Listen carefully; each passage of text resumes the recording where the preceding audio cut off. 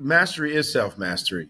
I mean, I say to people that for me, I came to realize that the journey is what gives value to the destination. You are now part of a social experiment. See now where my limit is. Only got no ohs. Welcome to the program. Thank you for joining us today on the journey towards self-mastery. Our next guest is the first Black chess Grandmaster.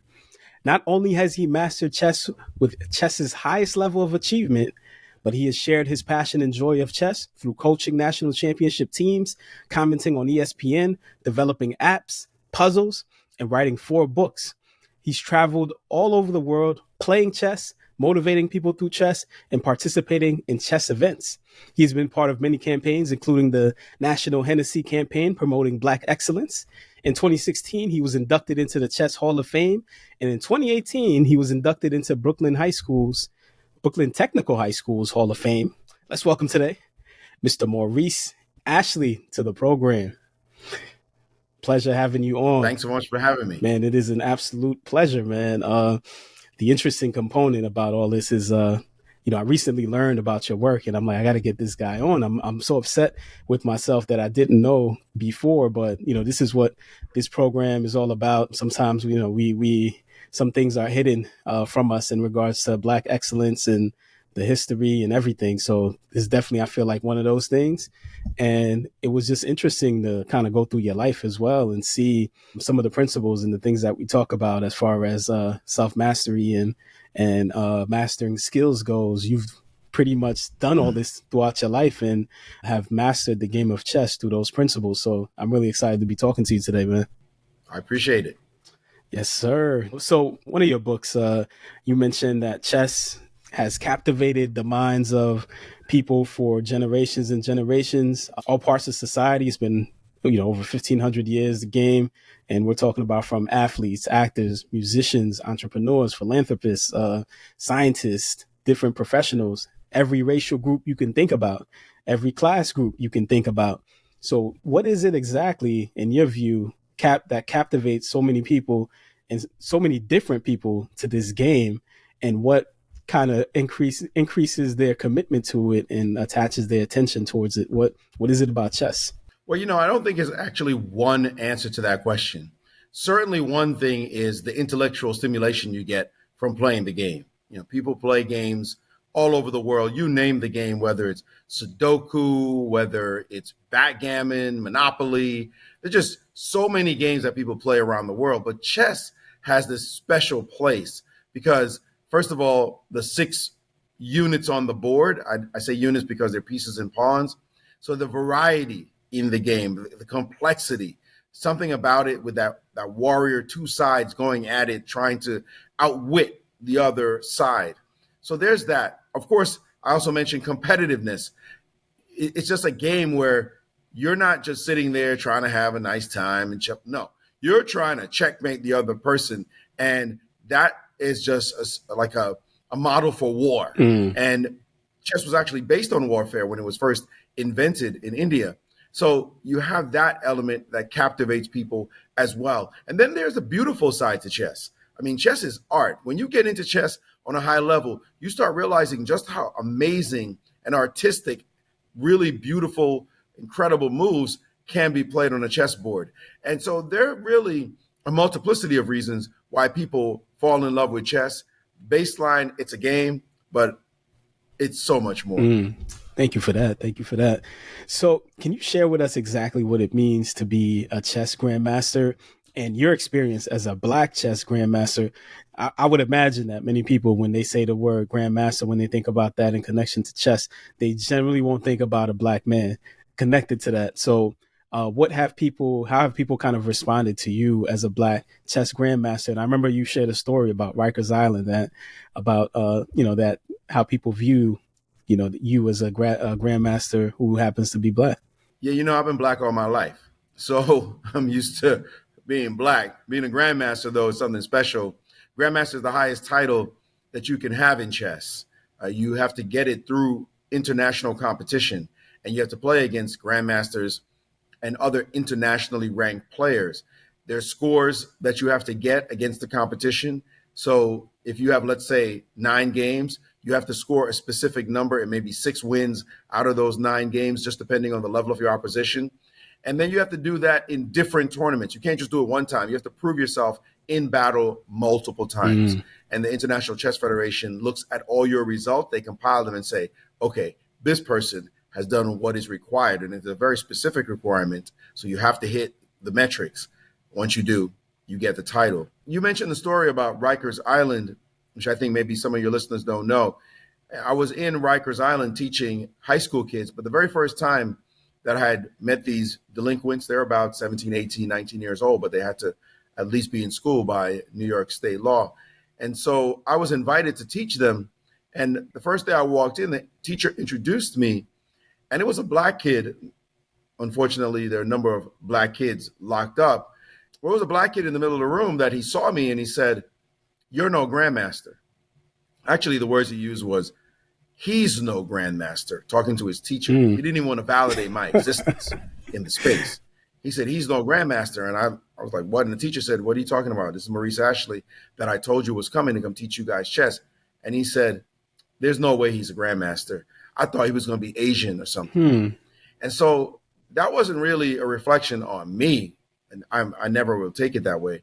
It was really a reflection on his own self-perception. He just didn't think that a black man was going to have that kind of high intellectual capacity to be able to play a game of chess on a grandmaster level. And he's not the only one, frankly, that it's happened in different ways with different folks. It's one of the reasons why I think the breakthrough was important, even though being a grandmaster should be all it needs to be. But obviously there are perceptions in society that people have. And so when they see somebody like myself, they think that maybe I've done something really, really special, which becoming a grandmaster is really special. But being black and becoming a grandmaster is like, so what? I mean, we can do whatever we want, whatever we put our minds to. And so I try to modulate what it is that is the importance of my accomplishment with the reality that, truthfully, if you see it through the right eyes, black people do everything. And that's really the way it is. With that said, black folks do everything and we could do everything. Chess has been around over 1,500 years and it got its first Black Grandmaster supposedly in 1999. So in your view, why did it take that long? Is there something that maybe the history just didn't cover, that it happened before? Or do you view like it is accurate? You were the first Black Grandmaster.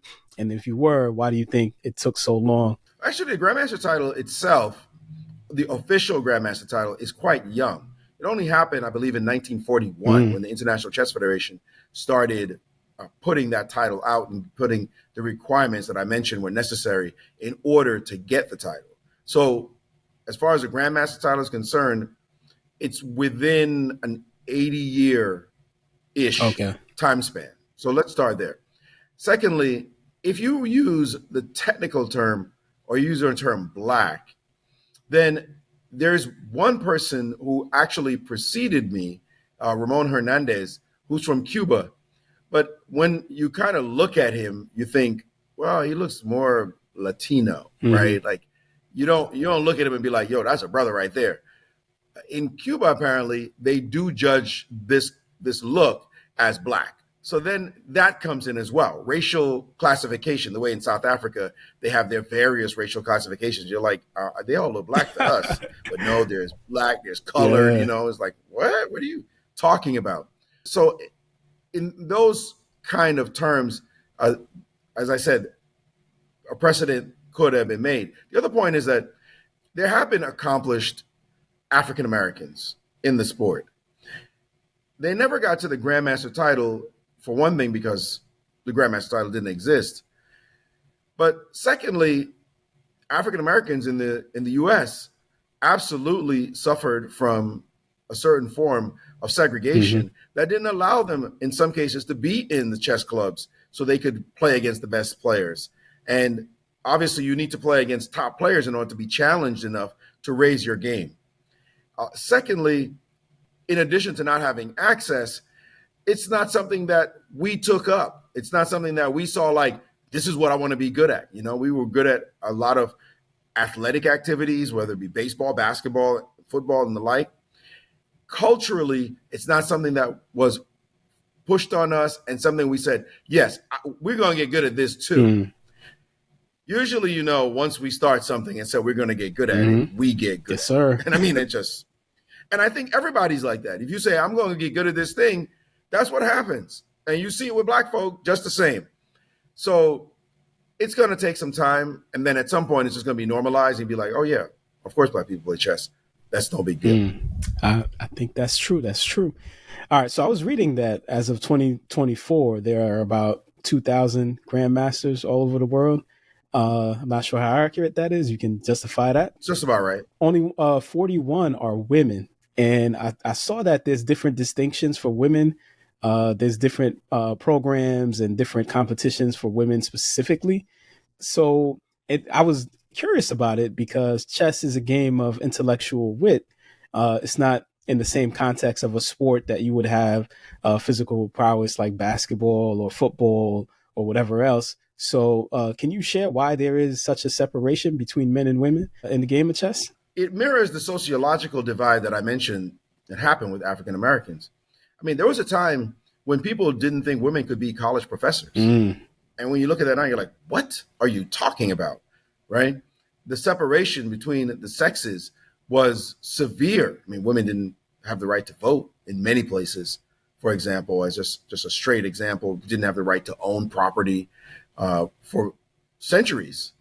So women have been segregated as well for many, many years.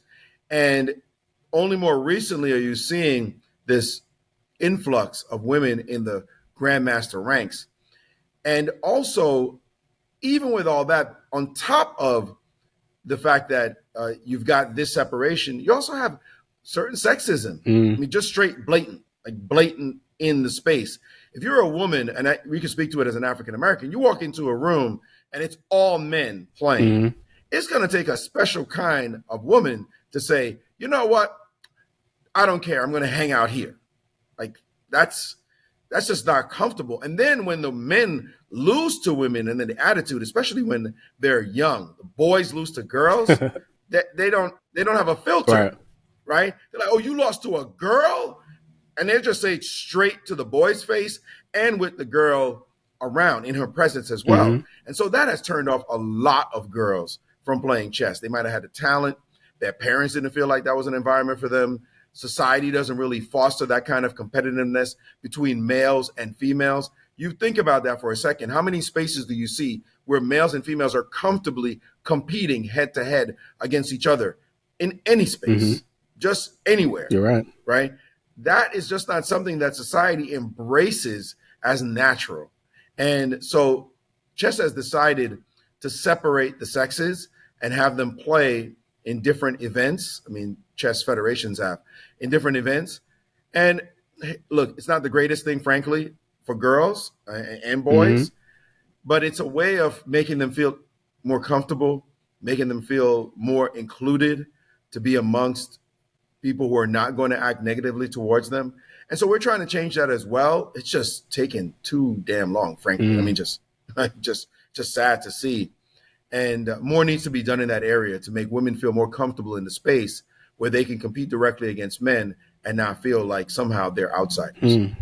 Okay, thank you for that. Didn't know that. All right, so we got men, we got women. Walk us through children. You started at 14, but we see these kids playing at 4, 3, 4, 5 years old. What is the benefit of chess to children? When should parents be looking into getting them started?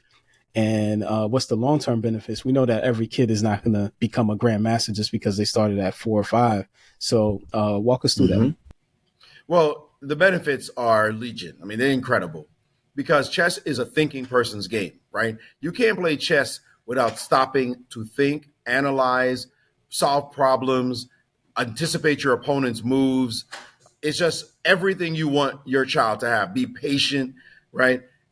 Look at multiple options, focus. It's like everything. You go into a chess tournament, a kids tournament, say a national championships where you see the top kids playing, and you'll see as many as 6,000 kids at the super nationals, 6,000 kids completing in one giant hall. It's usually held in Nashville, as a matter of fact, at the Grand Ole Opry. Now imagine you're in a room with 6,000 kids.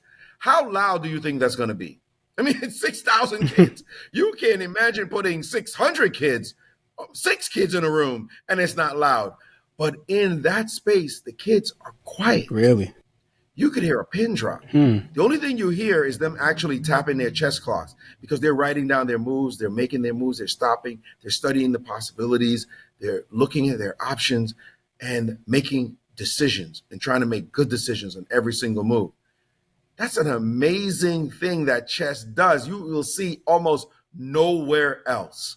And so we see those benefits with kids. As you teach them chess, they learn that discipline. Chess is a discipline masking as a game, and those effects that it has on young people's minds as they have to stop and study and look and consider. And those are the things you want. And those are the things that are going to make them successful, not just in chess, but in school and in life. Very, very interesting. So if I am a parent and I'm like, Maurice is making a lot of sense, I want to get my kid involved. Like, what is the best route to go to, like, to get them started and just get them really, into chess? I wouldn't say there's a single best route. I mean, it depends on your child's learning style.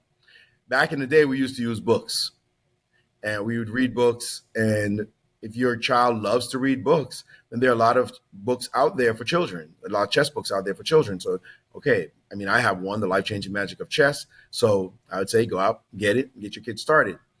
But nowadays, kids learn everything online. I mean, everybody's online.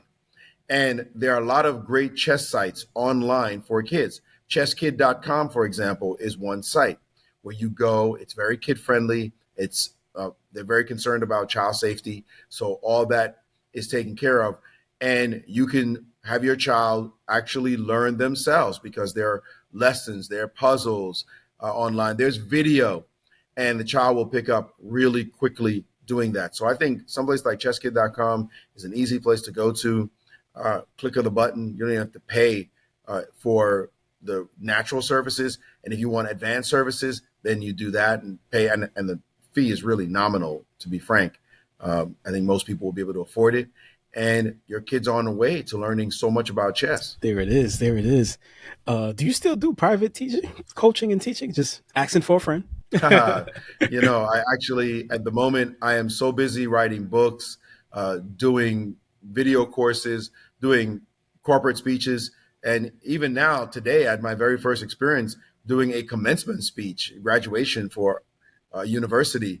So, for me, it's just a very busy schedule that I do not do any private coaching at the moment. But that doesn't mean that, maybe in a couple of years when I slow down from all these activities that I might not start up again.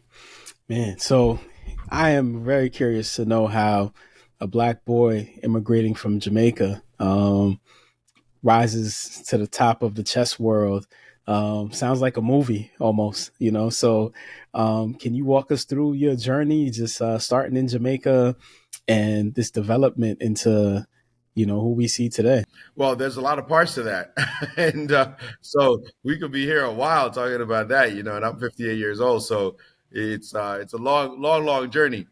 But I will say this. Starting in Jamaica was its own challenge because we lived in poverty in Jamaica, me and my family. And my mother had 3 children. My father had 4. They mixed together to have 2 of us. So it's, one of those complex Black families. But my mother and father separated when I was young. So she actually came to the United States when I was a 2-year-old. My brother was 9 and my sister was 7 months old. And she left us in the care of our grandmother. And she came to the U.S. because as an immigrant, she was trying to work, save some money, apply for, and finally gain citizenship, and then sponsor us to be able to come follow her. So that took 10 years for her to do. And actually, the most difficult thing for her was the very beginning of the journey, because when she got here on April 3rd, 1968. And on April 4th, 1968, Dr. Martin Luther King Jr. was shot and killed in Memphis, and the country went on fire. And so she had to make a really big decision at that moment. Like, am I going to stay in this crazy place? Or maybe I just go back to Jamaica and try, make a life there. But she knew that the opportunities were in the United States. And so she toughed it out. Like I said, it took her 10 years to finally bring us up to join her. So that kind of determination, and by the way, she left us with our grandmother, who was 64 years old and had already raised 7 children of her own. So now she was 64 trying to raise 3 rugrats of, like her daughter's children. So that kind of role model, that kind of determination, that kind of stick-to-itiveness, toughing it out, believing in yourself, believing in your dreams, and really trying to fight for the people you love. Those are things to me that I didn't realize were being instilled from a very young age. And I want to point out that although I became a grandmaster in the end, my sister, well, let's start with my older brother. I mentioned Devon. He became a 3-time world champion kickboxer. Wow. And my sister, the baby of the family, the one who was 7 months old when my mother left, she became a 6-time world champion boxer. Man, so there's something in that genetic makeup, right? Actually, we ended up in the Hall of Fame in our respective fields. All 3 of us are in the Hall of Fame. And my sister actually is in the Guinness Book of World Records as the oldest boxing champ, male or female. Man. She actually got her last world championship title at the ripe old age of 49. That's crazy. So, we all just did crazy stuff. And you look at it like, where did these 3 kids come from? And what gave us that confidence that we could excel on a world stage? And I credit my mother, I credit my grandmother, I credit my dad as well. He wasn't in our lives as intimately, but he made sure he was a part of our lives later on. And, we would see him, and he was a dancer. He was a professional dancer. And he also had this gift of playing board games where if we were playing cards, at the end, like you're playing spades, he'll tell you what's in your hand. He'll tell everybody what's in their hands. Like, okay, you played that. You got cut there. You didn't have this. You didn't lead with this. Boom. And he'll just tell you like 2 or 3 cards before you finish everybody's hand. And that's kind of memory he had, and the ability to visualize and read the board and even read people. So I always say I learned a lot just from playing cards and dominoes with my pops, because he was just so good at it.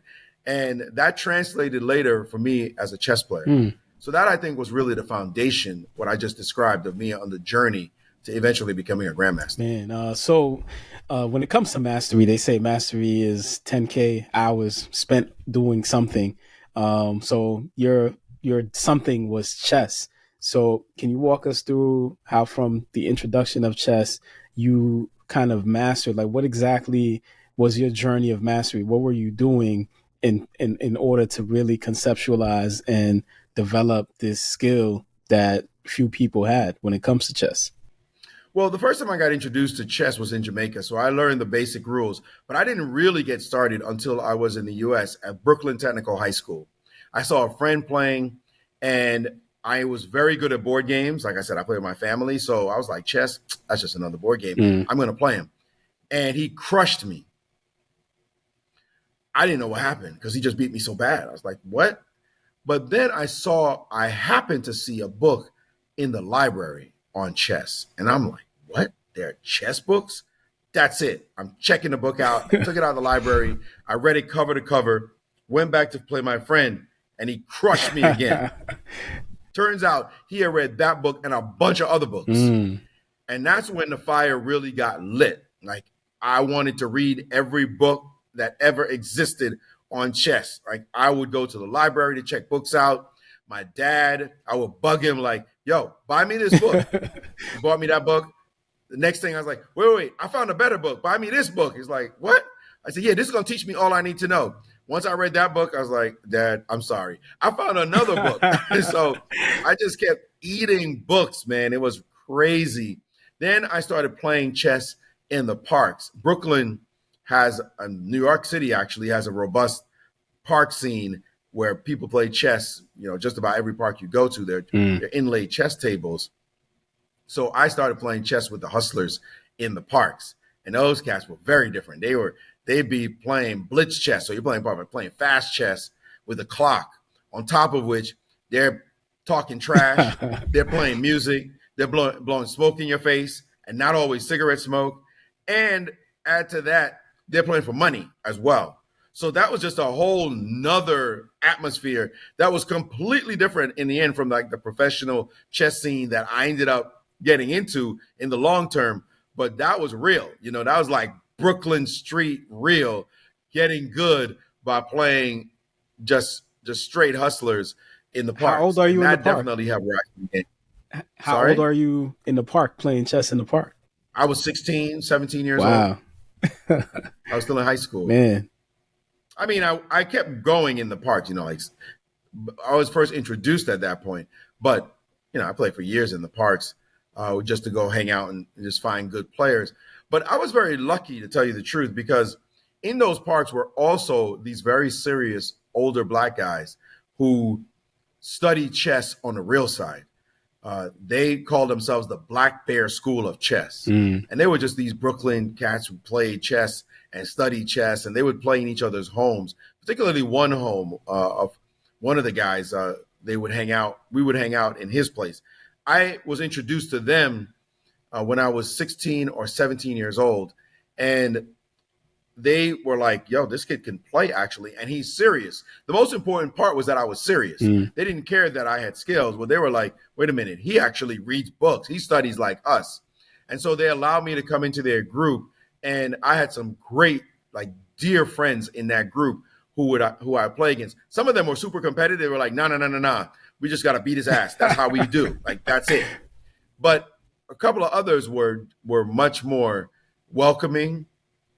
And, you know, I can talk about Willie Johnson, who everybody calls Pop. He's still a mentor for me to this day. He is 18 years older than I am. He was just like a father, an uncle, a mentor, you know, and when I needed money to buy chess books, I'd be like, yo, I need some money. He'd be like, yo, I'll spot you this, boom. And that was really great.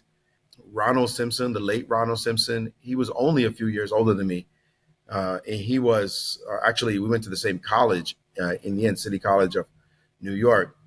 And Ronald was just a fire-breathing tactician. Like you could not go in on a chessboard and think that you were going to bring some weak stuff with Ronnie, because he would rip your position apart with just like these vicious shots, like boom. And you're like, what just happened? I mean, just stuff that came out of nowhere. It's almost like fire landed on the chessboard and you were like, where'd that come from? and he just lights you up. He was incredible. He's extraordinarily creative. You know, I really miss him because he really got taken much too young. So Ronald was one. Then you had people like William the Exterminator Morrison. William is just like poison on the chessboard, man. You think you got a good position, and then 2 moves later, your position's falling apart. You're going, what even happened? Like, how am I losing? You know? And then you had other people, Steve Colding, Chris Welcome, Mark Mears, who passed away, Nathaniel Jackson also passed away, Leon Monroe, who was 1 year older than me, my age, basically. We went to Brooklyn Tech together, and Leon was my boy. Like, we were like the youngins in the group. And we got good together. Sam Singh, who passed away also. You know, these are just like blood brothers, man. Herminio Baez. Like, you hear me saying all these names. These were serious, mostly black players. Herminio was Latino, you know, but these were blood brothers who fought on the chessboard, who studied, who wanted to be elite at the game. And to be able to hang with a group like that. And this is a group I'm sure you've never heard of. You're like, what? Brothers hanging out playing chess on the real side, and not just chilling in the park, but actually cracking open books, studying chess in different languages. These guys used to study chess in German, in Russian.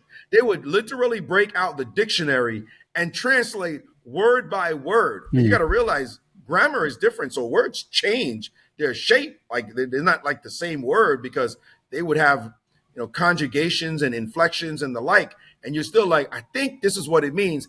And they be breaking stuff down with these Russian magazines, you know, Schachmachtny Bulletin or the Weltgeschichte in German.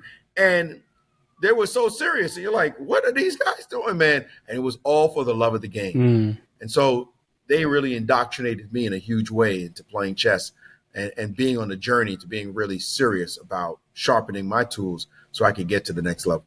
speaking of the next level, chess, is a little different than most sports where it already happens for you. As you age, you get into the next level. For chess, you can get into the next level at any age, at any stage. So what gave you the confidence and the motivation and the understanding that you were ready to take everything into the international level and to compete against the best? I gotta tell you the truth. I mean, first of all, I told you I'm from a very competitive family, right? And obviously, I had great parents who did their best to try to raise us and keep us focused on success and believing in success and not wasting an opportunity, right? Like, we didn't come to this country to be lazy and do nonsense with our lives. Like, be real, be focused. My mother, by the way, did not want us to do what we did. Yeah. Let's be straight. My mother was thinking, get your college degree, become a doctor, become a lawyer, Caribbean right? dream, engineer. Yep. Yes, exactly. Buy that house with the picket fence, get married, have some grandkids for her. That's her vision. And to watch her children become a chess player, a kickboxer, a boxer, like, what are y'all talking about?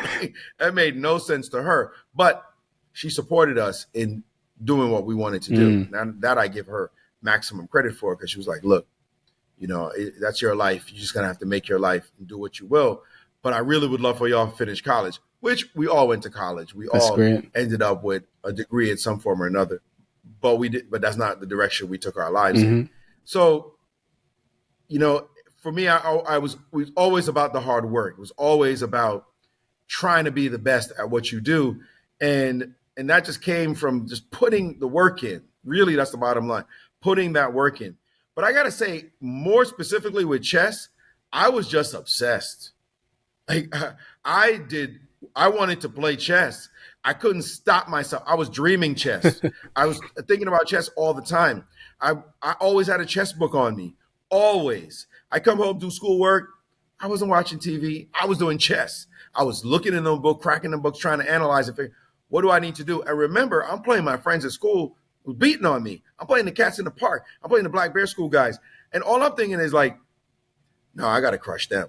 Like, there's no way I can go back and just get beat like this. So the competitive side was always there. So it wasn't even like confidence necessarily. It was just, you're in the jungle and you don't want to get eaten, man. Like, there's lions like, man, you suck. What? No, I can't tolerate that.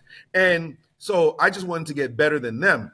By that time, my abilities, fortunately, I had actual talent for the game. Maybe not uber talent, but enough talent that if I read something, I remembered it. So somehow I would just memorize stuff easily. And I'd be like, okay, got it. Next thing. If I lost to you, I remember that. Got it. Like, I remember some of my losses just playing random hustlers in the park, And I'd be like, oh, snap. How'd he catch me with that? Never seen it before. Program in the head. I'm not falling for that again. So I did have the gift to be able to remember things, then make it stick, so you don't make the same mistake over and over and over.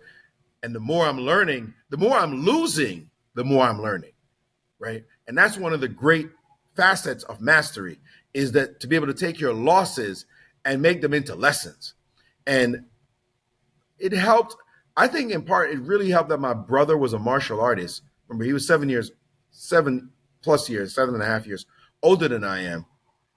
So while he was doing martial arts, he would get me into martial arts as well. And then he would give me books by Bruce Lee, like the Tao of Jeet Kune Do, and you're reading this stuff, this deep philosophy of Bruce Lee. And Bruce Lee would say, I don't fear the man with 10,000 kicks. I fear the man who practices one kick 10,000 times. That kind of started deepening my conceptualization about the warrior spirit and what it is you had to do to get really good. And so I'm giving you just like an aspect of the journey, but part of it is the main thrust is the obsessiveness, the passion, the love, the desire to get good, and that competitiveness. Once that foundation was there and I was ready to do the work, it was almost an inevitability to me going as far as I finally did. So that eventually drove you to become, Grandmaster. In that journey, you're becoming a Grandmaster in your 30s. And at that time, chess was not a lucrative type of ordeal. You've kind of helped along that path of making chess more lucrative and the money behind it. But in that time frame, how were you making your money through chess? And what kind of kept you with the idea of this is what I want my life to be, as opposed to listening to your mother and becoming a doctor? Because when you're getting older, you got kids, you got a wife, you know, they're like, come on, like we need to pay these bills, man. You playing chess out here, like, you know, so Kids got to eat. yeah, Kids got to eat. yeah. So, Well, you know, I was very fortunate. There was a program, America's Chess Foundation, that's what it was called. It eventually became the Chess in the Schools program. And they had started teaching kids in the inner city chess. So in Brooklyn and the Bronx, mainly in Harlem. And they were looking for chess coaches. And I was a young cat in college, in my early 20s. I had gone to one college, taken 2 years, and when I transferred, I lost almost all my credits. So I was like starting over again, going to school. But I was always studying chess. I was only going to college basically because my mother was like, you need to go to college. So I was an older student, but I was like early 20s when I was in a chess club and someone approached me and said, you know, we're looking for coaches on chess, coaches for these kids. And we think maybe, you know, you might be interested. So I said, you know, I've never coached chess before. But then they said the magic words. They said, well, it pays at your level, because by then I'd become a pretty high ranking master. It says, for your level, it pays $50 an hour. I was like, as a college kid in 88, somebody just told you $50 an hour. Now, I wasn't working 40 hours a week. I'd work more like 10, 12 hours a week, but I was a college kid. Yeah. Clocking $50 an hour. I mean, even today, that's good Yes, pay. sir. You know what I mean? So imagine back then, when I came home and told my mom's that, she was like, what? What are you? Wait a minute now, right? Because she never even sniffed that kind of salary. That's when she first realized, and when I realized just how lucrative chess can be. So I spent a lot of years as a chess coach. That's where my kids winning the national championships came from. It's just me as a chess coach trying to work as many hours as possible.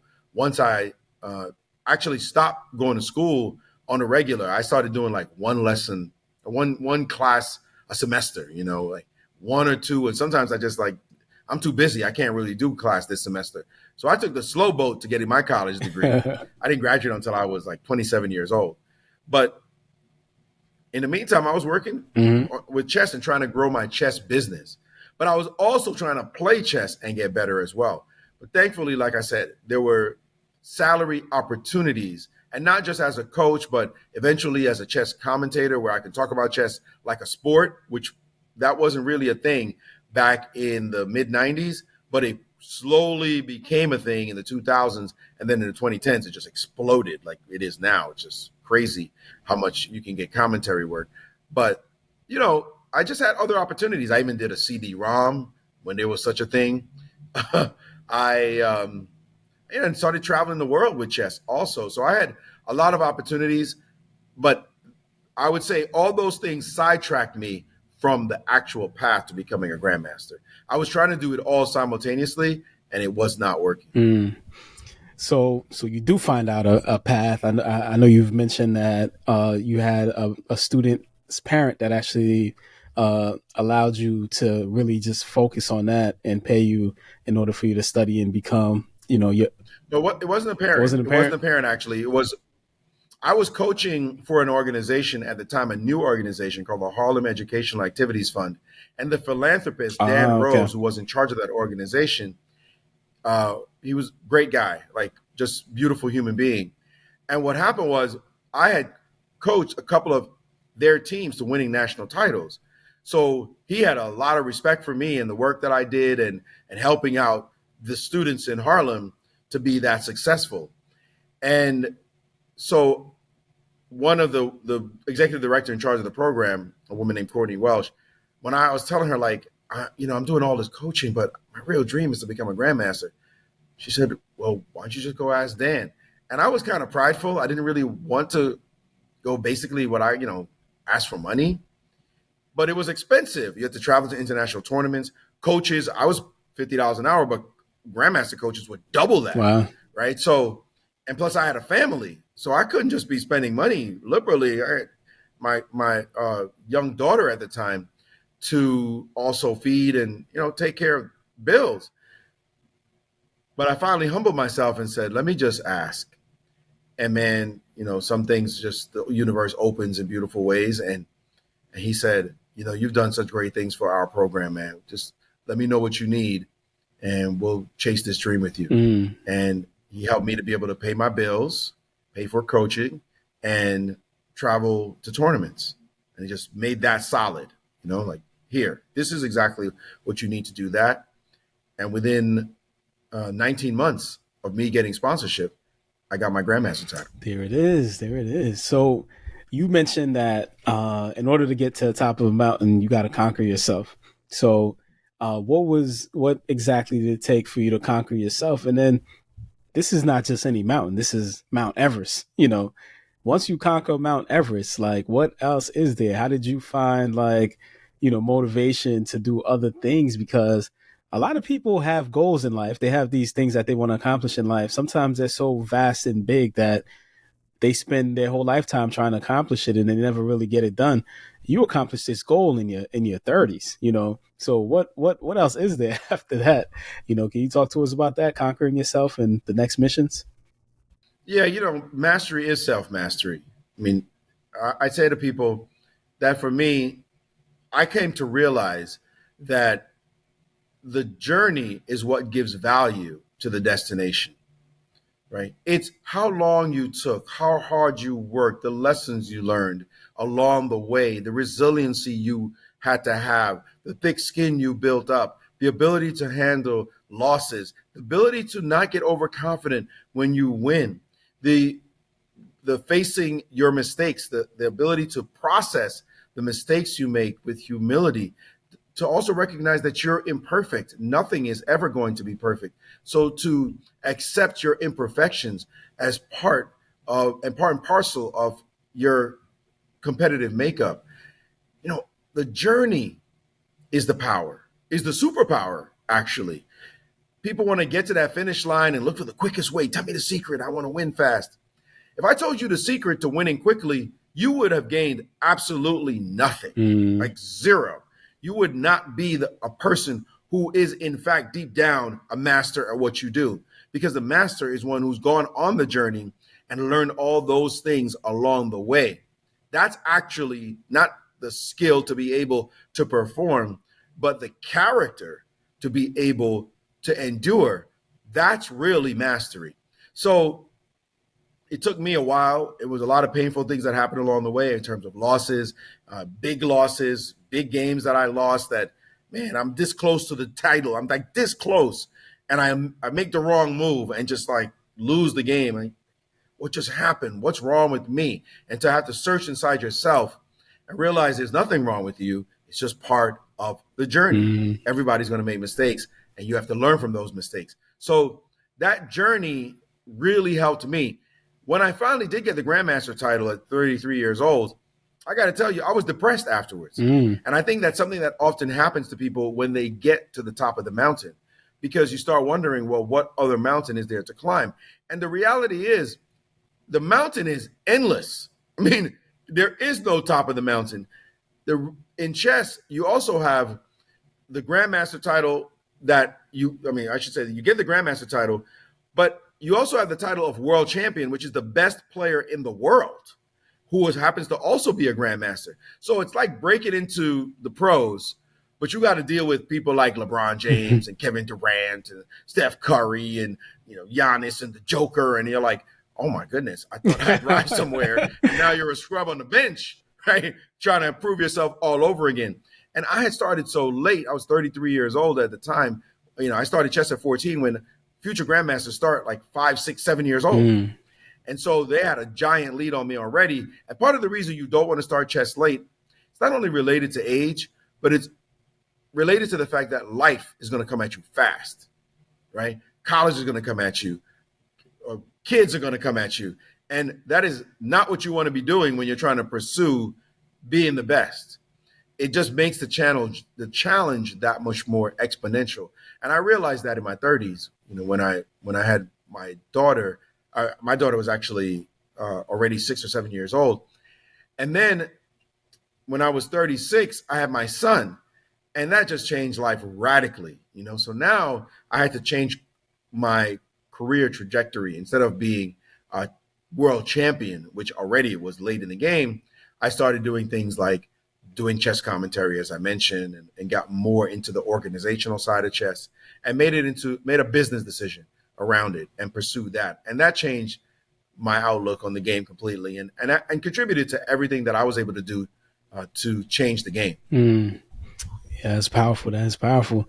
So chess has kind of brought you all over the world. Like, you've spoken to people from different cultures and races, religions, and everything that I feel like a lot of people don't get a chance to really experience throughout a lifetime. Anybody from any race or culture to really talk to and interact with so many different types of people. So what has that kind of experience, really connecting and vibing with so many different cultures, what has that taught you? Man, that's just an absolute pleasure for me to have traveled to over 45 countries, meet all these people, speak different languages and eat different foods, see the world in different ways. A lot of us get stuck in a sort of provincial mentality that the country you live in or the neighborhood, the people you hang out with, really have some kind of insight into the way the world works. And maybe it's the sole primary insight into the way the world works. When you travel around the world and you see how people do different things, look at the world in different ways, you start realizing, like, man, my view of the world was so limited.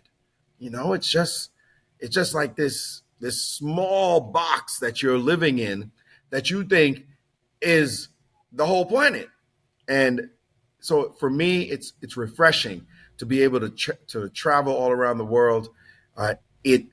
It sort of resets me each time when I think I know how something works, and then I see people do something different in their culture, and you go, wow, that's a whole different thing. I would never even thought of it that way.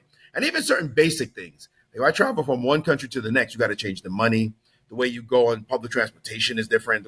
Even just the cards they use, the credit cards you're using, the foods they're eating. You want like basic American food or Jamaican food. Like, nah, that's not what we got here.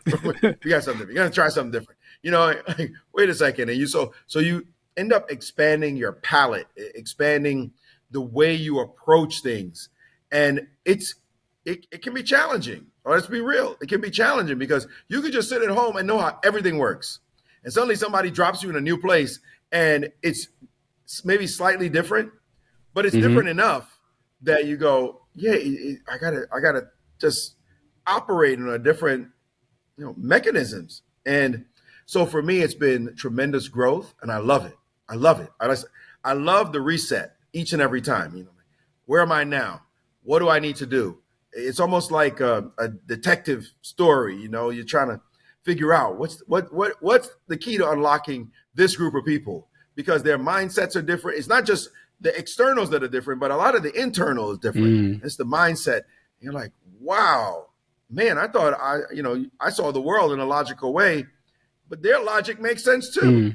And so it's just tremendous growth, tremendous internal growth. I tell people one of the easiest ways to grow is to travel. Now, that said, you got to travel with an open mind, because a lot of people, they go traveling, they want exactly what's back home. They want it to be just like back home. Everything. The AC has to be the same, right? The food has to be the same. They're looking for things that make them comfortable back home, so they don't have an open mind. They don't realize that people are different, and they're looking for the same stuff. And that lack of flexibility will never allow you to grow. Thank you for that, man. Thank you for that insight. All right, before we wrap up, I wanted to play a quick little activity, just learning you a little bit more, called What's Your Favorite? Identifying a few of your favorite things. What's been your... I'm never good at these games for some reason. I play all kind of board games, but never these kind of things. But let's go. Let's hear it. Yes, sir. What's been your favorite fun fact about chess? Fun fact about chess, that it originated in India. A lot of people think chess comes from Europe. A lot of people see kings and queens and bishops and knights, and, all that. But the game is so much older.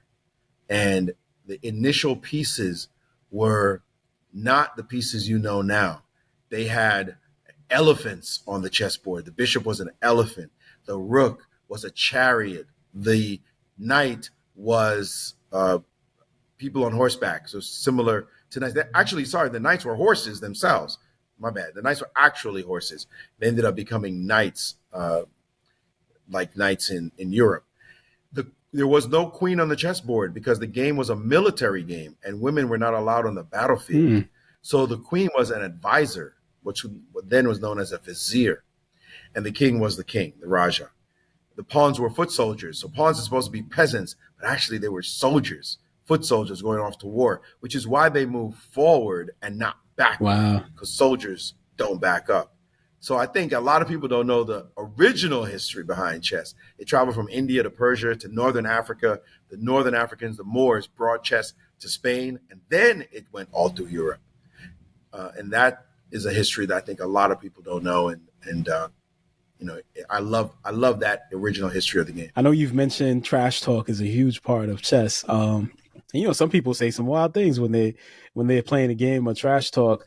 What's been favorite thing or most memorable thing that anybody has said to you while playing? That's a funny question. I mean, trash talking is usually impromptu. And by the way, it's not allowed in professional chess. Like that's not a thing. Trash talk is you go to Brooklyn and, Washington Square Park in Manhattan, hang out with the brothers. That's where it's allowed. Where they're brothers. We just gonna start talking trash. It's just the way it is. But and on a professional level, it is not allowed. And, people say all kinds of stuff. One of the things that stick in my head is this thing that this guy, Ralph Malph, used to say, where he would always say, "That's what she said." Like, no matter what you did or said, he always, "That's what she said." That's what she said. Like, he was always trying to get inside you. That's what she said. And a lot of people would absolutely want to talk about your mother, talk about if you had a sister, just throw you off in the middle of the game. So I don't remember anything necessarily specific, but that's like the generic stuff just to get you distracted, whatever it took. It's interesting too, because I remember you've mentioned like you play people that's like talking, Shakespearean quotes or talking just some different things that they do some weird different things that they do while they play. It's interesting. I mean, everything comes to people's mind, man. Like you name it. I mean, you're talking about Vinnie Livermore, who would just, Romeo, Romeo, wherefore art thou, Romeo, deny thy father, refuse thy name, and then be like, checkmate. How is this guy quoting Shakespeare and following the game at the same time?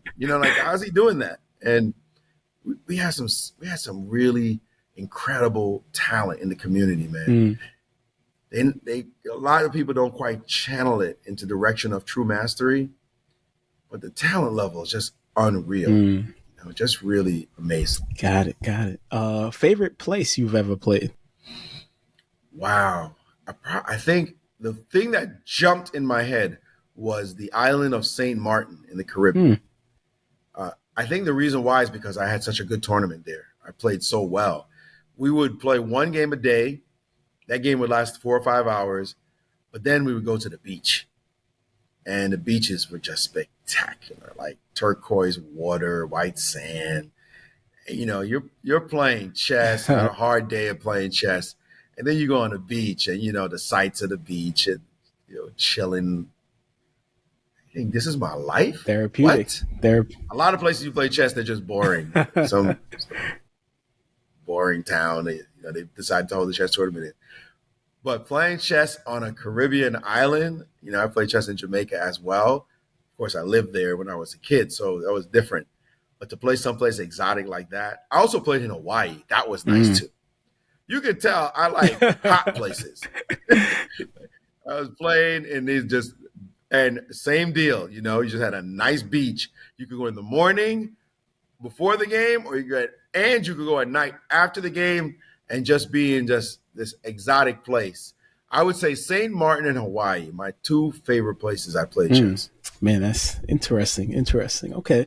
You have, Will Smith forwards one of your books on chess. You've played with quite a number of celebrities. Who's the favorite celebrity that you've played chess with? That's going to get somebody upset if I answer that question. So, or we'll say this: who are some people that surprise you in regards? Because usually people don't think about celebrities playing chess or anything like that. It's four. The four that jumped to mind. First of all, Will Smith. I didn't realize how much he studied chess. His father taught him chess.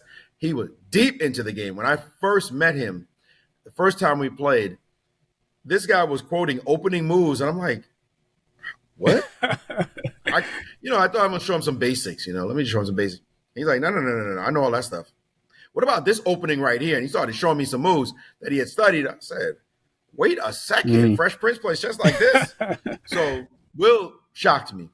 Another person who surprised me was Jamie Foxx. He hasn't studied as much as Will. In fact, Will brags about whooping on him. And when I told Jamie that, he was not very happy. I just throw that out there. I was like, yo, Will said that he was beating you on the set of Ali, man. I mean, I don't know what you got to say. He said, what? So I might have started a little celebrity war, but I'm going to leave that out. Like, yo, I'm just spitting facts. That's what the guy said. So, but Jamie could play. In fact, the first game we played, I played at his place in LA, and we had a giant crew around, right? So I'm busy trash talking. I'm going to call it trash talking. I'm holding court. I'm talking to everybody, yeah, how y'all doing? I'm playing him. I'm talking, barely looking at the board. And don't you know that so-and-so was actually beating me on the board? I look down. I'm like, wait a second. I'm in trouble. What have I been doing? He starts trash talking. He gets all heady like, yo, this guy no Grandmaster. Come on, man. Get this guy out of here. And by the way, they film everything in that household. Like everything going on, they film me, right? So they would have had me on YouTube losing to Jamie Foxx. Can you imagine? And they have the record. Well, he was so up in himself that he didn't realize that I was figuring out some traps and tricks. And I turned the whole game around, and then I beat him. So I would like to see the tape. They own the tape, but they never showed me the tape, right? So that was fun. But, yeah, he actually played well. And after that, I never let him get even close. I was always watching him after that, like just beating on him, like, no. We would get the story right. And then the final group, the duo that surprised me was Wu-Tang, RZA and Jizza. Wu-Tang. Yo, do not go play those guys on the chessboard unless you're serious, because they are straight up gangsters on the board. They want to kill you, and they can play. Wow. They played each other all the time. And, man, they absolutely ball on the chessboard. So those four, I would say, I would love to see. Actually, I watched RZA play Jamie. The same time I was out in L.A. playing Jamie, RZA showed up, and I watched them play, and it was a great game. RZA ended up winning the game. But I would love to see that fabulous foursome go at it in like a serious chess brawl. That would be fun to watch. That would be dope, man. Interesting, because a lot of people don't think about these guys doing things like chess, but that's good to think about. You know? I think people have stereotypes. You got things locked in your brain about who people are and what they do. Yes, sir. And usually it's just false. Yes, sir. Yes, sir. I know you have a whole book dedicated to life lessons from chess. What's your favorite life lesson that chess has taught you? I think we actually answered that question about the fact that the journey gives value to the destination. But there are so many other life lessons in chess. One I think that's really important is seeing the world through another person's eyes, the importance of that. We are so self-centered as people. Our tendency is to just think about ourselves, right? What are our favorite things? What is it that we want to do? What is it that we think is right in the world? And we basically preach that to other people. And we filter the world through that lens. But the reality is there are 8 billion more souls on this planet.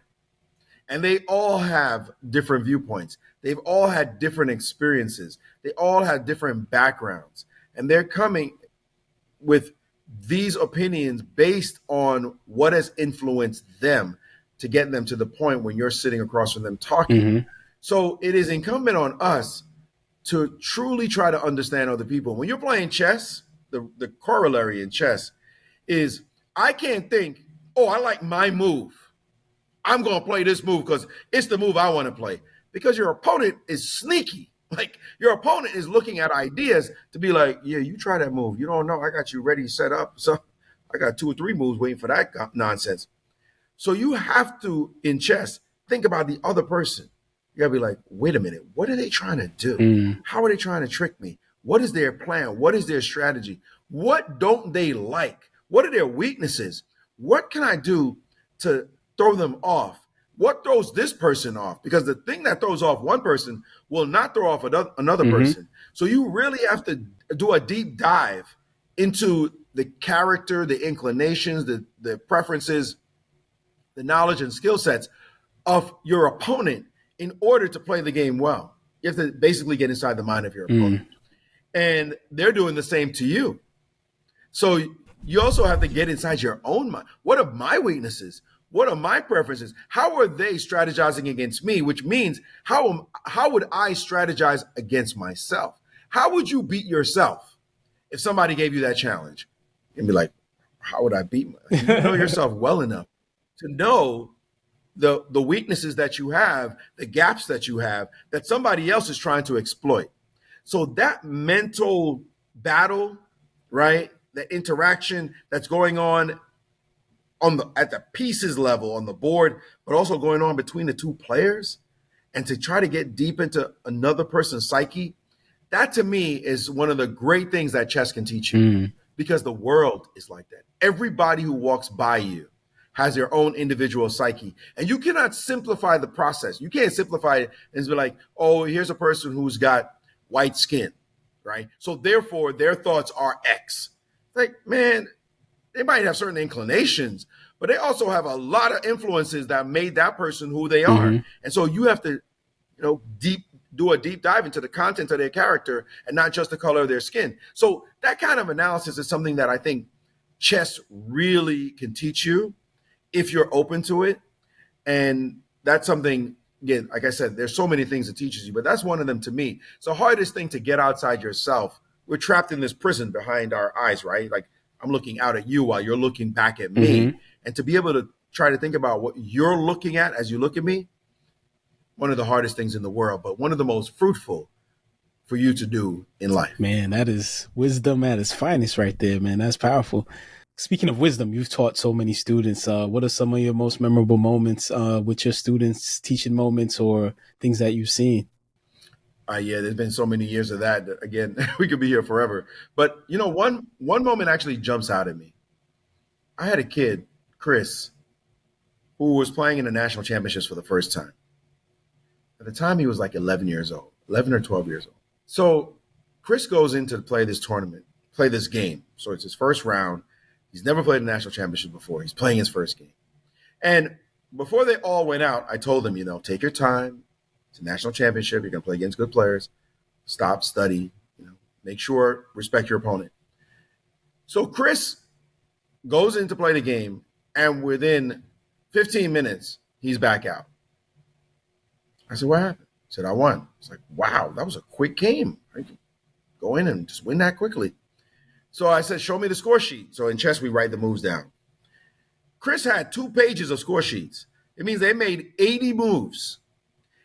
They were playing so fast that they could barely write down their moves. They were just like, move, move, move, move, move, write it down, move, move. 80 moves. A normal chess game that would take 80 moves should take about 6 or 7 hours. And in this tournament, the kids have a 3-hour time limit. So it at least should take a couple of hours. They were out in 15 minutes. So I was disappointed. I was happy he won the game, but I was trying to train him to be patient, to be thoughtful, to really explore possibilities.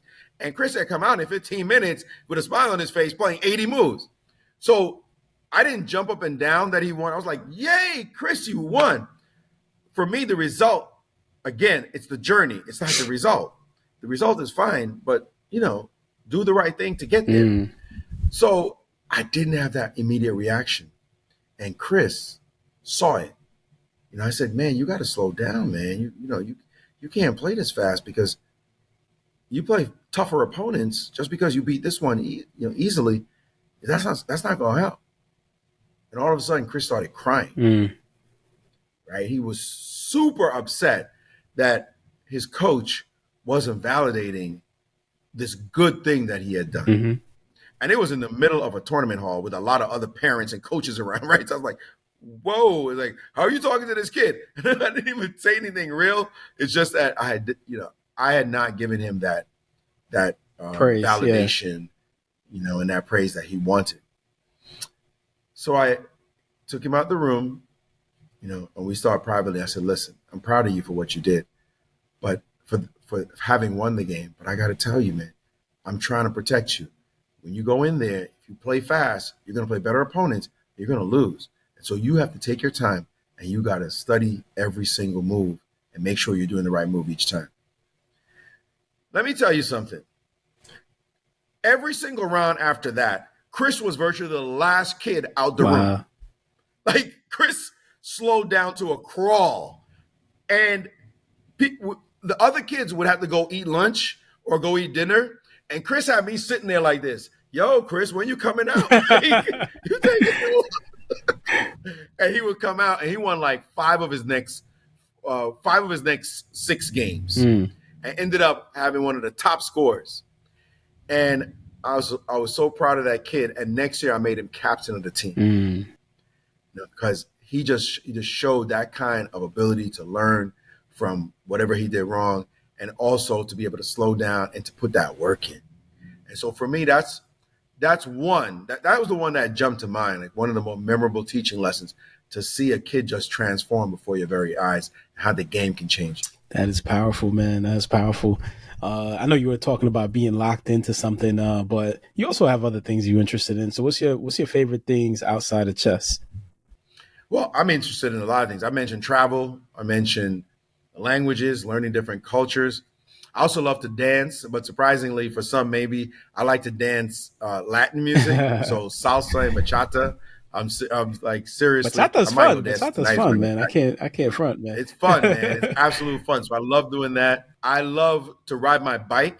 I jump on my wheels, and I live in Florida, so I ride along the beach, and just love doing that. Go about hour and a half on the bike, back and forth in the mornings. Ain't nothing like it. I love watching sports, so I'm all basketball all day. All Knicks, New York Knicks. You're enjoying yourself right now. Jalen Brunson. Let me tell you straight up, Jalen Brunson is killer, and the league is lucky that Julius Randle is injured. I mean, lucky. Because if we had Julius, we would go all the way. I don't care about no Celtics. Hey, you never know. I don't care about no Nuggets. This squad is hardcore. We might still pull it off somehow. I don't know how Tom Thibodeau is pulling all them strings, but let me tell you, I'm orange and blue all day, every day, and we waiting for our chip to finally come. So I'm a big basketball fan, obviously. I go Knicks, I go Yankees, I go New York Giants in football. So, I love watching sports. And I have my fun. I have my fun just got it. Staying fit and just enjoying life. Got it. You missed out on reading. I know you're a big time reader, man. So what?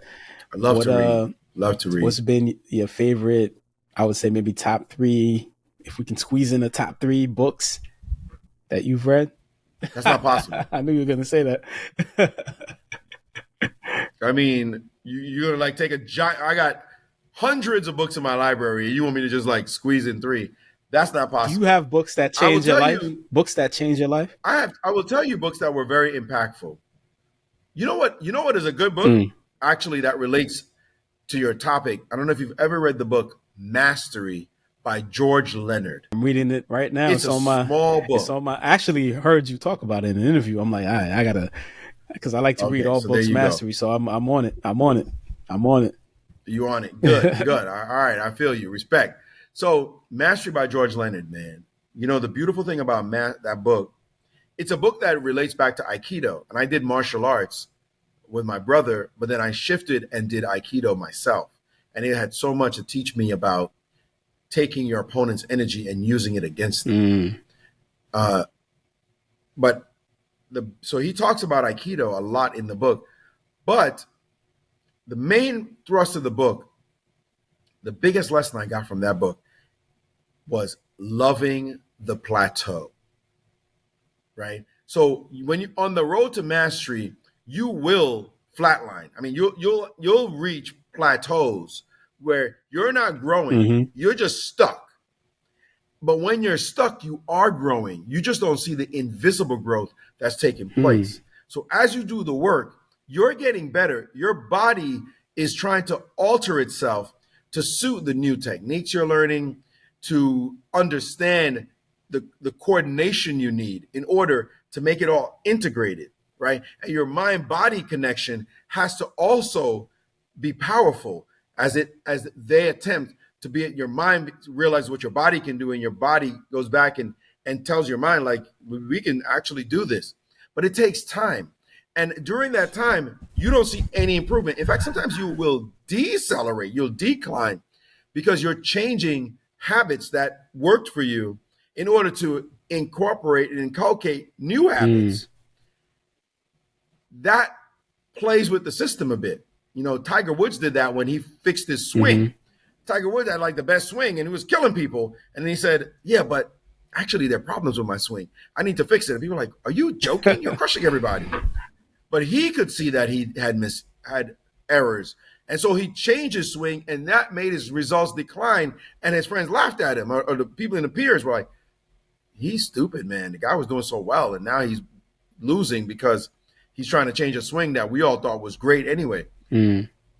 But Tiger was the master of the plateau, right? And the master of trying to be better. And so he was willing to not only lay on the plateau and flatten out his results, but also he was willing to go down in order that when he finally got his swing that he was looking for, to just catapult over the plateau way up into the next level. So that's what that book Mastery is about, like just embracing the plateau, because people want that quick fix. People want to get better. Tell me the secrets. I want to know the secrets. I want to just be able to beat. But it's not how it works. You got to be in the gym. You know, you got to be on the chessboard. You got to be on the golf course, wherever you are, doing that work, putting it in. And if it looks like you're stuck, work some more. And if it feels like it's taking too long, work some more. And if you feel like you're failing, work some more. And that's just the formula. And you will see the breakthrough happen if there's that full faith and confidence that it's coming. But you got to embrace that plateau and understand that's just where we live. We can't just keep getting better every moment of every day or even every week. Got to embrace the plateau. That is so powerful, man. And usually don't hear about the plateau. I can't wait to dive into that book. Thank you for sharing that with us, man. So you've spent a great deal of your time advocating for chess and propelling the sport. I mean, you were involved in the first chess championship that involved $1 million, if I'm not correct. And you've done so much with the game. And when you look at the game, you've mentioned that, you know, the amount of things that you can do in chess is more than there are atoms in the world and more stars in the universe and all these type of things. So where do you see chess going exactly? I know you've covered the AI connection and all that. Where do you see chess taking us into the future? Definitely AI is a big thing with chess. I covered a match between a man and a machine way back in 1997. When the computer finally beat the best chess player in the world, and people thought that would never happen. Now we're like, of course that was supposed to happen. But back then, nobody thought, you know, like, or at least the programmers might have thought it. But the humans were like, nah, come on, a computer can't think like a human now. Get out of here. Now we see AI really coming into its own to ways that we're all scared of potential. Where's AI going? But AI has been in chess for quite some time, and we use chess computers, chess engines, we call them, to help us prepare. They show us the best ways to play or improves the methods and how to play it. So we use it to study our opponents. I think chess is going to keep going along that route. In fact, chess is going through some crisis right now, not a full-scale crisis, I'll call it, but because AI is showing grandmasters so much about the best ways to play in the beginning, what we call the openings, it's getting kind of stale. Because people know the best ways. Like if I'm studying AI, you're studying AI, and it's showing us stuff. You're like, we both know the same things. How am I supposed to beat you? So we're also seeing a tendency, we're currently seeing a tendency to what they call freestyle chess. Freestyle chess, or chess 960, it's called because there are 960 different positions you can use, is where you change the positions of the pieces on the back row. So chess has always had one setup, but now with this chess 960 or freestyle, you can change the back position so that it starts differently. And let me tell you, when you start chess differently, it's a whole different game. Like, it's just completely, like, mind-blowingly different. Everything you study goes out the window when you see a new thing. You're like, what am I supposed to start now? So that's something that will potentially grow. There's a lot of money being put into that, actually. So you'll see that. That's a weird little variant of chess that's going to make chess even more complicated than it already is. A lot crazier to learn. But I think you're still going to see the classic version of chess have a long life, because that's what's been around for so many years, so many centuries, in fact. My hope is that you'll see a lot more money get in the game. You're starting to see $1 million championships and the like, more so. So a lot more money comes in the game, and people really treat it as a sport.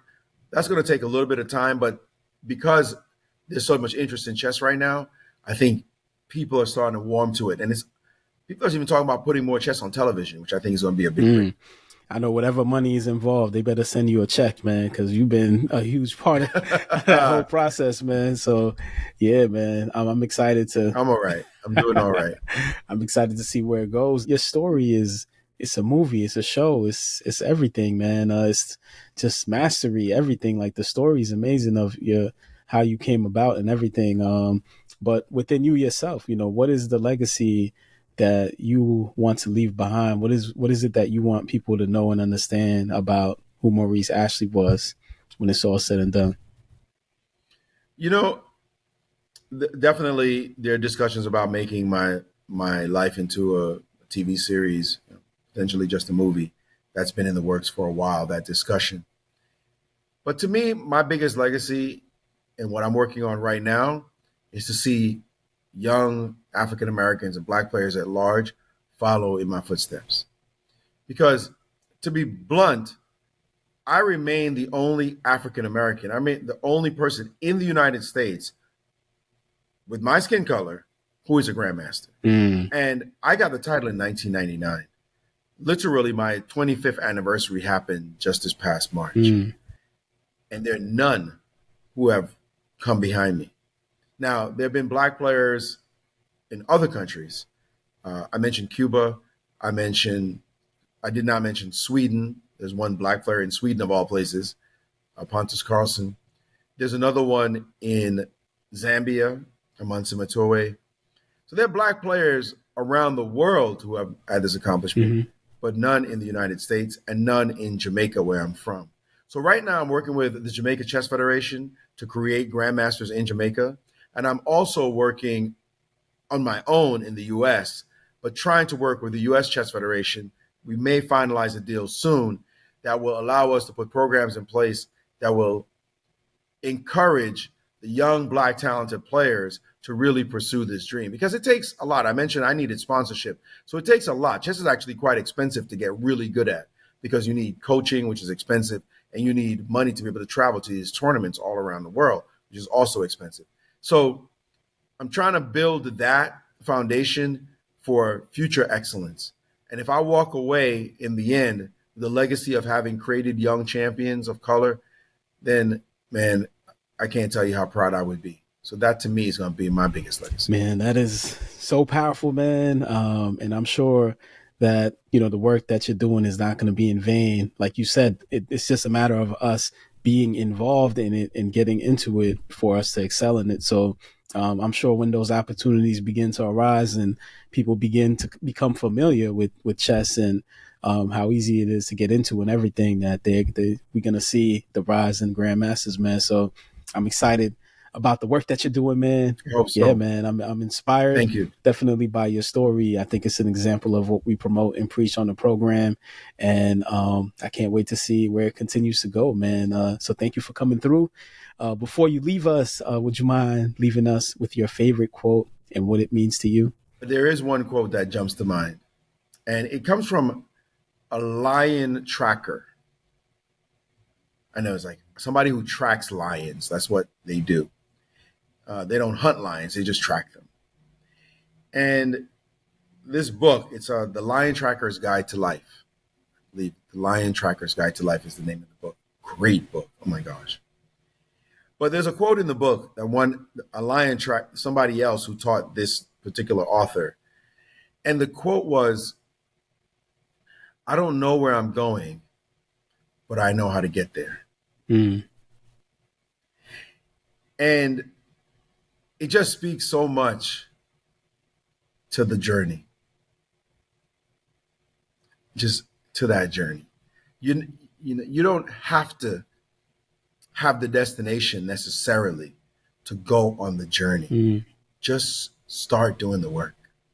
Just put in the work. Just master yourself. Ooh. Just practice, right? And that is hard for a lot of people because they all want to see what the end looks like. This quote really speaks to that. The end may be undefined. In fact, you may start out on one journey, with one destination, and find out that was not your destiny, right? That destination was not your destiny. It was just the key to unlocking the door to something even better for you. Mm. But you had to focus on something in order to open up your mind and to give you the motivation to try. And so you, in fact, didn't even fail at the destination you thought you were going to. You just use that as a springboard for something even more appropriate, even more satisfying. Man. So you may not know where you're going, but get those skills because those skills will get you there. And so, yeah, that's a powerful quote from me. Very powerful. Very powerful. Maurice, I appreciate your generosity with your time. You've given us so many life gems to think about. Definitely one of my favorites that I got to sit back and go through a few times because this is just an example, again, of everything we promote and preach. Your life is just an example of that. And definitely we'll be following your work. Hopefully we'll get that movie out at some point in time and take my kids to go see that, and should be good, man. I see it coming. I see it in the horizons. So yes, sir. I appreciate it. Let's manifest yes, sir. It. Make it happen. Yep. Listeners, it's more than chess. This is definitely more than chess. This is about life and self-mastery. Definitely go back and check the interview out, share the interview. Even if you're not interested in chess, mastery is what it is about. So thank you for listening. Mm-hmm. And of course, remember, your mind is the most powerful tool in the universe. If you can think it, you can do it. If you believe in it, you can be it. And if you fight for it, you can have it. The world is yours. This has been your host, Mr. G, and I will see you next time on MasterMine. So every day I'm going hard. I'm talking business, bank accounts, and credit cards. And somehow we defeat the odds and making sure that no one starves illegal. All you had to